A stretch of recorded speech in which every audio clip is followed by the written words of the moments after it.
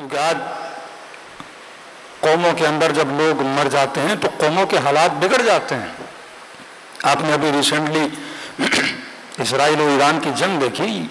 یہ عقیدہ کربلا تھا جس نے اس قوم کو کھڑا رکھا. ورنہ اگر کسی ملک کا صدر مر جائے, وزیر اعظم مر جائے, یا کوئی نامزد وزیر اعظم مر جائے تو ملک کے حالات بگڑ جاتے ہیں.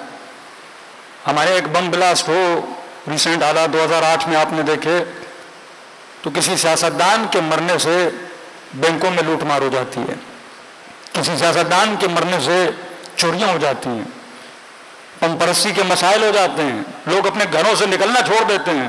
پورا مہینہ کراچی بند رہا, حالات اتنے خراب رہے. لیکن دوسری طرف آپ ایک قوم دیکھیں کہ ہیڈ آف آرمی چیف بھی مارا جائے, ہیڈ آف انٹیلیجنس بھی مارا جائے, ہیڈ آف پولیس بھی مارا جائے, مطلب ساری لیڈرشپ کو ختم کر دیا جائے, لیکن وہ قوم روڈوں پہ نہیں نکلی.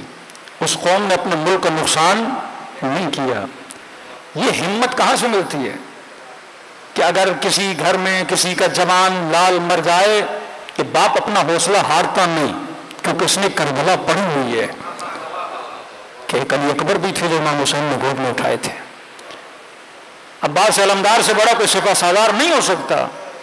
امام حسین نے عباس کا سر اپنی گود میں رکھا لیکن اپنا حوصلہ ہارا نہیں.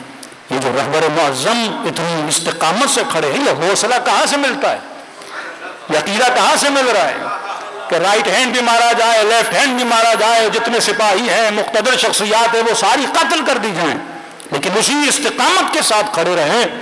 یہ عقیدہ کربلائی عقیدہ ہے, یہ ہمت کربلائی ہمت ہے.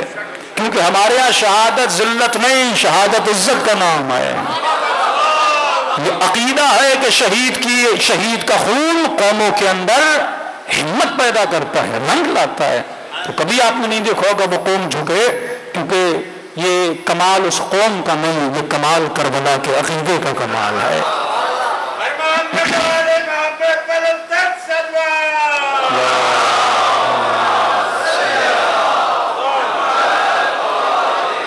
اگر کربلائی بنو گے تو دشمن تجھے شکست نہیں دے سکتا. لیبی کے اندر انہوں نے یہی کام کیا, لبنان کے اندر انہوں نے یہی کام کیا, مصر کے اندر انہوں نے یہی کام کیا کہ جب لیڈرشپس کو مارا جاتا ہے تو قومیں ہار مان جاتی ہیں, ببر جاتی ہیں. سیم وہی سینیریو انہوں نے ایران کے لیے رکھا کہ ایک طرف ہم لیڈرشپ کو ماریں گے, دوسری طرف جو مخالفین ہیں وہ روڈوں پہ نکلیں گے, یا جو مومنین ہیں وہ ہمتیں ہار جائیں گے. لیکن آپ نے ذرہ برابر نہیں دیکھا ہوگا کہ لیڈرشپ کی آنکھوں میں ہمت ہارنے کی نشانی بھی ہو, کیونکہ یہ استقامت عقیدہ کہاں سے مل رہا ہے, کربلا سے مل رہا ہے. ہاں دکھ ضرور ہوتا ہے. امام حسین جب حضرت عباس کا سر اپنی گود میں رکھتے ہیں تو فرماتے الان قد انکسر ظہری, آج حسین کی کمر ٹوٹ گئی. لیکن کہتے ہیں جب میدان جنگ میں حسین آئے تو حسین کے چہرے سے ذرہ برابر نہیں لگ رہا تھا. یہ وہی حسین ہے جو کبھی اکبر کا لاشا اٹھا رہے تھے, یہ وہی حسین ہے کبھی عباس علمدار کا سر اپنی گود میں رکھے ہوئے تھے. کیونکہ بھروسہ کس پر ہے, اللہ کی ذات پر ہے. امیر المومنین نے مالک اشتر کو کھو دیا, دکھ اپنی جگہ پہ, لیکن علی کے حوصلے پست نہیں ہوئے. یہ عقیدہ جوانوں کو, یہ ہمتیں کہاں سے ملتی ہیں, کربلا سے ملتی ہے. تو کربلا عقیدوں کو مضبوط کرے, کربلا علم میں اضافہ کرے, کربلا انسان کی عقل کو مضبوط کرتا ہے. چوتھی چیز جو کربلا سے ملتی ہے وہ ہے عمل.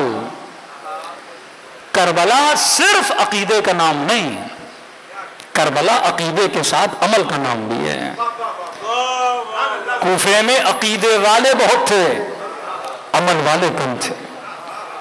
بصرے میں خط لکھا امام حسین نے سلمان سردی کو بھیجا, 5 قبائل کے رؤساء کو خط لکھا کہ 3 تک خط پہنچا, 2 تک نہیں پہنچا. پورے بصرے سے تقریباً 3 یا 4 لوگ امام حسین کی مدد کے لیے پہنچے, کیونکہ کئی لوگوں میں عقیدہ تھا پر عمل کی کمی تھی. قرآن بار بار کہتا ہے کہ اے لوگوں ایمان لاؤ وعملوا الصالحات, ایمان لانے کے بعد کیا کرو, عمل صالح کو انجام دو. صرف ایمان کافی نہیں, عمل بھی آنا چاہیے. خوارج میں عقیدہ نماز تو تھا لیکن عمل نہیں تھا کہ امیر المومنین کو چھوڑ کے اگر نماز پڑھے تو اس نماز کو کوئی فائدہ نہیں ہے. ماتھوں پہ سجدوں کے نشان تو تھے لیکن انہوں نے راہ ولایت کو چھوڑا ہوا تھا. یہاں میرے امام چھٹے امام جعفر صادق علیہ السلام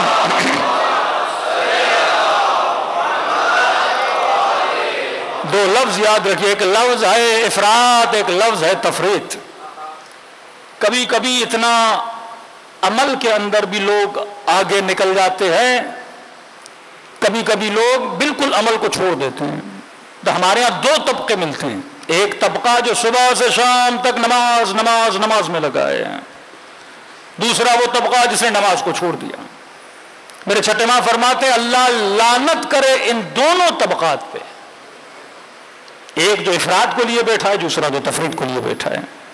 افراد میں جیسے خوارج کہ وہ شخص کہے کہ میں درخت پر بیٹھا تھا اور خوارج نے مال غنیمت کو تقسیم کرنا شروع کر دیا تو میں اوپر سے دیکھ رہا تھا، کھجوریں تھیں ان کے پاس، تو جتنے فوجی تھے ایک ایک کر کے سب کو کھجور دے رہے ہیں تاکہ کسی کے ساتھ ناانصافی نہ ہو جائے، اور کہ جب سب نے تقسیم کر دی تو آخر میں ایک کھجور بچی، لیکن سامنے دو لوگ بچے، اب ایک کو دیں تو دوسرے کے ساتھ ناانصافی ہے۔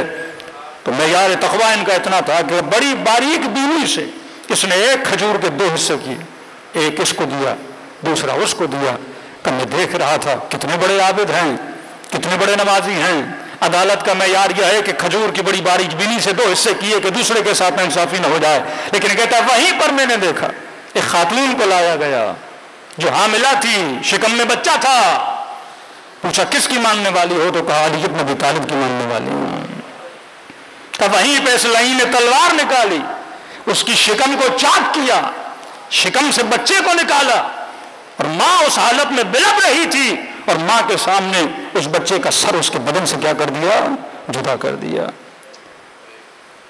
وہ تقویٰ جو بغیر معرفت کے ہو اس کو کوئی فائدہ نہیں ہے، وہ نماز جو بغیر معرفت کے ہو اس کو کوئی فائدہ نہیں ہے۔